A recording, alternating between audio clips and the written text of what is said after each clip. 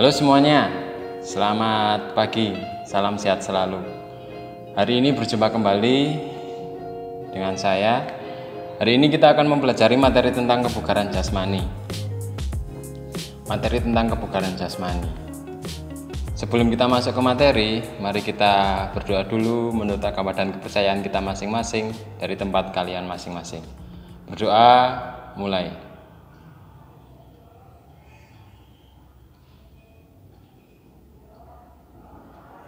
Cukup?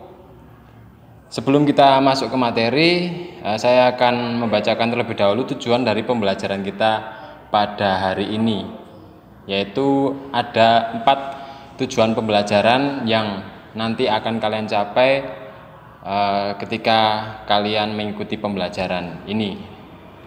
Diharapkan kalian mampu yang pertama yaitu menerangkan bentuk latihan peningkatan derajat kebugaran jasmani yang terkait dengan kekuatan dan pengukuran hasilnya. Kemudian yang kedua, menerangkan bentuk latihan peningkatan derajat kebugaran jasmani yang terkait dengan daya tahan otot. Kalau yang pertama tadi kekuatan, yang kedua daya tahan otot. Kemudian yang ketiga, mempraktikkan tes peningkatan derajat kebugaran jasmani yang terkait dengan kekuatan dan pengukuran hasilnya, yaitu angkat beban 4 kali 10 hitungan atau 4 repetisi pengulangan kali 10 hitungan. Kemudian memiliki sikap disiplin dan kerja keras, ya. Itu tujuan pembelajaran kita hari ini. Kemudian selanjutnya kita masuk ke materi tentang kebugaran jasmani. Apa itu kebugaran jasmani? Di kelas 7 kalian juga sudah menemukan materi ini. Mungkin kalian lupa, saya akan ingatkan kembali bahwa kebugaran jasmani atau physical fitness merupakan salah satu aspek fisik dari kesegaran menyeluruh atau total fitness. Kesegaran jasmani memberikan kesanggupan kepada seseorang untuk melakukan pekerjaan produktif sehari-hari tanpa adanya kelelahan berlebihan dan masih mempunyai cadangan energi untuk melakukan aktivitas yang lain. Kemudian biasanya kalian mendengar, Pak, istilah kesegaran jasmani dan kebugaran jasmani itu sama ataukah berbeda? Ya, kedua istilah antara kebugaran dan kesegaran jasmani itu hampir sama. Ya, kalau kesegaran jasmani itu seperti tadi yang sudah saya bicarakan, yaitu sanggupan seseorang untuk melakukan pekerjaan produktif sehari-hari tanpa adanya kelebihan. Kalau kebugaran jasmani, seseorang itu mampu, ya, menyesuaikan kegiatan sehari-hari tanpa mengalami kelelahan, ya. Kalau kesegaran, ya, badannya segar, itu sanggup melakukan 2 sampai 3 kegiatan, ya, tanpa mengalami kelelahan. Kalau kebugaran itu tubuh dapat menyesuaikan atau beradaptasi terhadap beban aktivitas yang dilakukan. Itu dasarnya antara kebugaran dan kesegaran jasmani. Tidak menjadi soal antara kebugaran dan kesegaran, ya. Kemudian sehubungan dengan kebugaran jasmani ada beberapa faktor yang perlu diketahui. Faktor-faktor ini dianggap mempengaruhi kesegaran jasmani seseorang. Faktor-faktor berikut yaitu masalah kesehatan, masalah gizi, masalah latihan fisik, dan masalah faktor keturunan. Kita masuk ke yang pertama yaitu masalah kesehatan. Seperti keadaan kesehatan, penyakit menular ataupun menaun ataupun penyakit degeneratif. Kemudian masalah gizi, asupan gizi seperti protein, kalori, gizi rendah, dan gizi yang tidak memadai itu juga mempengaruhi kebugaran jasmani seseorang. Kemudian latihan fisik, nah ini yang berhubungannya dengan aktivitas fisik seperti usia mulai latihan, frekuensi latihan per minggu itu berapa, intensitasnya, kemudian volume latihan. Kemudian yang keempat yaitu masalah faktor keturunan seperti antropometri dan kelainan bawaan, ya. Jadi fisik seperti apa itu juga mempengaruhi. Itu tadi merupakan pengertian dan faktor-faktor yang berhubungan dengan kebugaran jasmani seseorang. Selanjutnya kita masuk ke ciri-ciri seseorang yang memiliki kebugaran jasmani. Jika seseorang memiliki kebugaran jasmani yang baik, minimal mempunyai unsur-unsur atau ciri-ciri unsur-unsur yang terkandung di dalam tubuhnya secara jasmani. Yaitu ada yang biasanya cuma 10, ada yang 11. Sekarang ada 11 ya. Ciri-ciri kebugaran yang dimiliki seseorang jika orang tersebut boleh dikatakan bugar. Yaitu yang pertama daya tahan jantung ya, atau peredaran darah dari dan paru-paru ya, atau kardiovaskuler. Kemudian kemampuan adaptasi biokimia seperti jumlah enzim-enzim dalam darah dan konsentrasi asam laktat dalam plasma darah. Yang ketiga bentuk tubuh. Yang keempat kekuatan otot, yang kelima tenaga ledak otot atau daya ledak otot, kemudian yang keenam daya tahan otot, ketujuh kecepatan, kedelapan kelincahan, kesembilan kelentukan, kesepuluh kecepatan reaksi, dan kesebelas koordinasi. Nah, itu kecepatan reaksi dan koordinasi biasanya menjadi satu. Kecepatan reaksi dan koordinasi. Nah, itu adalah 10 ataupun 11 ciri-ciri kebugaran jasmani ataupun unsur-unsur kebugaran jasmani yang dimiliki oleh seseorang. Nah, dari ke-10 unsur tersebut kita hanya akan mempelajari beberapa saja. Seperti diantaranya itu kekuatan, daya tahan, kelenturan. Nah, itu 3 itu. Kekuatan, daya tahan, dan kelenturan. Itu yang akan kita pelajari pada materi kebugaran jasmani di kelas 8 semester 1 kali ini. Tadi kalian mengetahui tentang pengertian, kemudian faktor-faktor yang mempengaruhi kebugaran jasmani, kemudian ciri-ciri seseorang dapat dikatakan memiliki kebugaran. Sekarang kita masuk ke aspek dalam melatih kebugaran jasmani. Kalian bisa saksikan di slide, yaitu ada 4 aspek, yaitu jenis, volume, frekuensi, dan intensitas ya. Jenis latihan, volume, frekuensi, dan intensitas. Kita masuk ke yang pertama, yaitu jenis latihan ya. Jadi untuk mencapai kebugaran jasmani yang baik ya, kalian perlu mengetahui beberapa hal berikut agar latihan yang dilakukan benar-benar bermanfaat untuk diri kalian, yaitu jenis latihan. Jenis latihan disesuaikan dengan kebutuhan. Jadi kebutuhan antara satu orang dengan orang yang lain berbeda. Usia remaja, dewasa, dan tua juga berbeda. Namun untuk mendapatkan kesegaran fisik seutuhnya, komponen-komponen kesegaran jasmani harus dilatih secara seimbang dan terukur. Selain itu, pilihlah jenis latihan yang mudah dan murah seperti lari, jogging, jalan kaki, ataupun bersepeda. Kemudian volume latihan. Berlatih kesegaran jasmani selain atlet ya. Ini orang umum, bukan atlet. Diperlukan waktu minimal 20 menit. Tidak termasuk waktu untuk pemanasan dan pendinginan. Jadi waktu pemanasan sendiri, pendinginan sendiri. Waktu pemanasan dilakukan sebelum latihan, waktu pendinginan dilakukan setelah latihan. Kemudian yang ketiga itu frekuensi latihan. Untuk mencapai kesegaran jasmani yang diinginkan, latihan sebaiknya lebih sering dilakukan latihan 5 kali seminggu.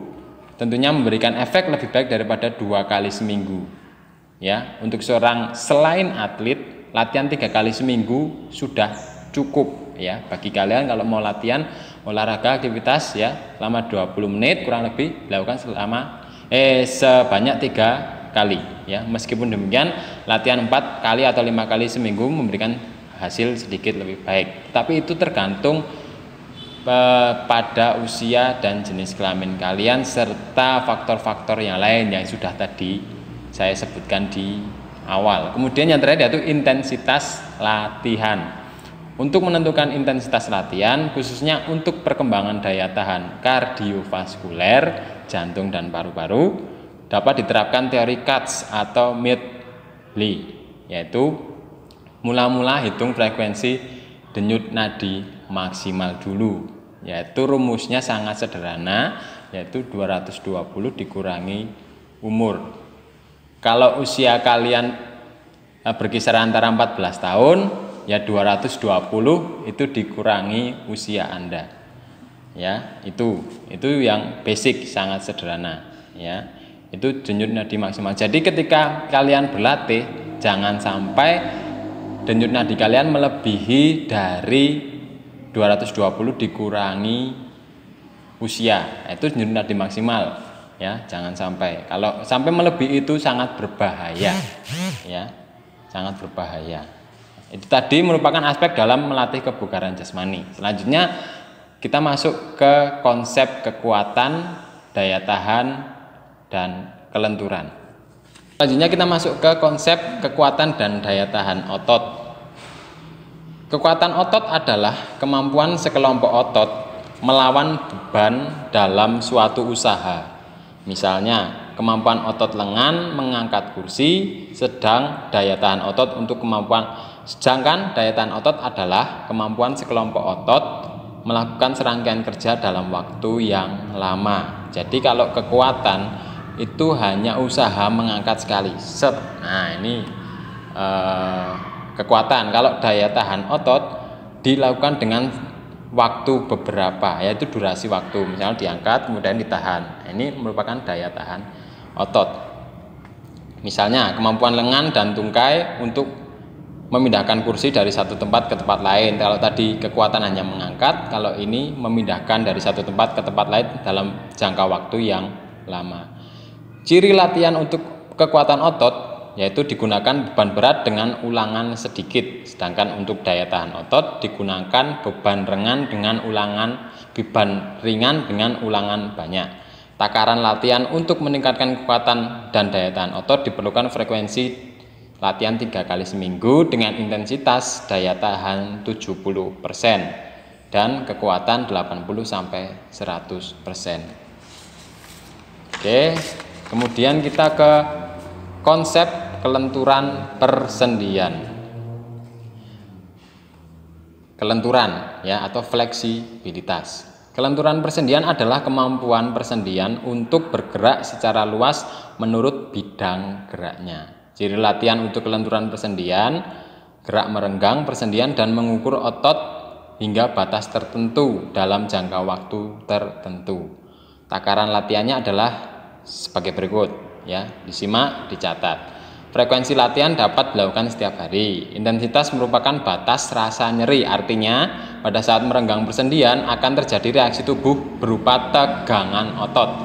Jika diteruskan akan terasa nyaman. Oleh karena itu, intensitas yang dianjurkan untuk kelenturan adalah pada masa akhir tegangan otot dan batas awal munculnya rasa nyeri. Jika misalnya ini gerakan mencium lutut, kalau sampai merasa nyeri yang pertama, nah itu berarti gerakannya benar dan sesuai dengan target, yaitu melatih kelenturan ya. Kemudian yang ketiga, durasi atau time. Waktu yang diperlukan untuk peregangan bergantung pada ukuran persendian. Biasanya berkisar 4-30 detik dan dilakukan 1-3 kali ulangan untuk setiap persendian. Kemudian saya tambahkan untuk daya tahan paru-paru dan jantung atau daya tahan kardiovaskuler adalah kemampuan fungsional paru dan jantung menyuplai oksigen untuk kerja otot dalam waktu yang lama. Kualitas daya tahan paru dan jantung dinyatakan dengan VO2 max, yakni banyak oksigen maksimal yang dapat dikonsumsi dalam satuan milikilogram atau berat badan per menit. Ya, ciri latihan untuk daya tahan jantung paru yaitu gerakannya melibatkan otot-otot besar. Ya, contohnya lari, jogging, ya, dengan kecepatan tertentu. Itu contoh yang paling sederhana. Kemudian olahraga permainan, voli, tenis, bulu tangkis, sepak bola, ya. Itu karena VO2 max itu memerlukan oksigen yang untuk beraktivitas, berarti termasuk pada olahraga aerobik. Ya, ini gerakan yang dilakukan pada intensitas sedang dan diukur dengan kenaikan detak jantung latihannya. Tadi denyut nadi awal dan denyut nadi saat latihan. Jangan sampai melampaui denyut nadi maksimal. Ya. Kemudian takaran latihannya ya dilakukan secara teratur 3-5 kali per minggu. Misalnya kalian pagi-pagi jogging ya selama 20 menit. Nah, dengan kecepatan yang sedang. Kemudian intensitasnya itu 75 sampai 85% dari detak jantung maksimal. Durasi setiap waktu latihan itu tadi 20. Kalau ingin meningkatkan ya sampai 60 menit tanpa henti. Itu tadi merupakan unsur kebugaran jasmani ya. Ada 3 paling tidak, daya kekuatan dan daya tahan otot, kelenturan, kemudian daya tahan jantung dan paru-paru. Sekarang kita fokus ke bentuk latihan kekuatan. Kemudian nanti saya tambahkan juga dengan daya tahan otot. Kita masuk ke bentuk aktivitas latihan untuk kekuatan dan daya tahan otot ya. Dalam melakukan latihan kekuatan dapat dilakukan dengan 3 prinsip ya. Ini latihan kekuatan dapat dilakukan dengan 3 prinsip, yaitu bergerak atau move, yaitu rangkaian gerak dinamis yang dilakukan secara berulang-ulang dalam jangka waktu tertentu seperti jogging, senam aerobik, bersepeda, berenang, dan lain-lain. Kedua, yaitu lift atau mengangkat, rangkaian gerak melawan beban seperti mengangkat, mendorong, menarik beban baik berat tubuh sendiri maupun beban dari suatu benda seperti dumbbell, barbel, bola, dan lain-lain. Kemudian seperti model latihan weight training, latihan angkat beban. Nah, yaitu atau kalistenik juga, yaitu mengangkat beban diri sendiri seperti push up, back up, chin up, sit up, dan lain-lain. Kemudian yang ketiga itu stretch, yaitu meregang ya, rangkaian gerak mengulur otot dan meregang persendian. Kemudian jenis latihan ini sangat berguna untuk meningkatkan kelenturan persendian dan kelenturan otot. Itu tadi 3 prinsip, yaitu bergerak, move, lift, mengangkat, kemudian yang ketiga stretch atau meregang ya, itu tadi. Oke, baik, itu merupakan materi tentang kebugaran jasmani yang saya rangkumkan ya. Semoga kalian mengerti apa yang sudah saya jelaskan. Kalau kalian kurang jelas, kalian bisa mencari sumber referensi belajar yang lain dari internet banyak, dari YouTube cara-cara latihan banyak. Nah, untuk itu saya berikan tugas kalian untuk membuat proyek video, sebuah video latihan kalian di rumah ya, dengan menggunakan dumbbell ya atau barbel itu ya. Kalau tidak punya, kalian bisa memodifikasi botol air minum yang 1,5 liter atau yang lebih kecil, dimasukin air, kemudian kalian melakukan angkat beban seperti video yang ini video ini ya. Itu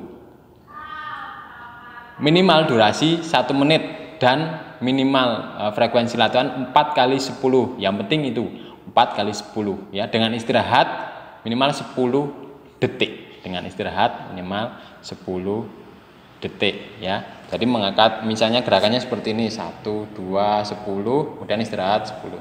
Jadi kalian harus saat menghitung suaranya harus jelas masuk ke perangkat untuk memvideokan itu. 1, 2 yang keras ya. Itu tugas kalian ya, dikumpulkan nanti minggu depan ya. Itu tugas tentang kebugaran jasmani, yaitu sekali lagi membuat proyek video latihan kekuatan.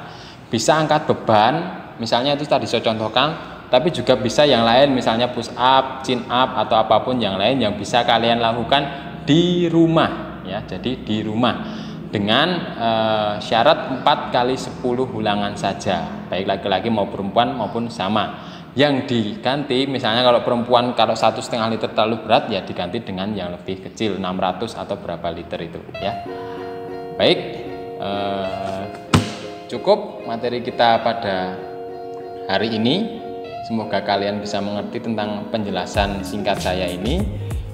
Terus jaga kesehatan kalian, melakukan aktivitas fisik itu perlu untuk menjaga imunitas tubuh, makan makanan yang bergizi, dan jangan sering-sering keluar rumah kalau tidak terlalu mendesak. Baik, selamat pagi, salam sehat semuanya.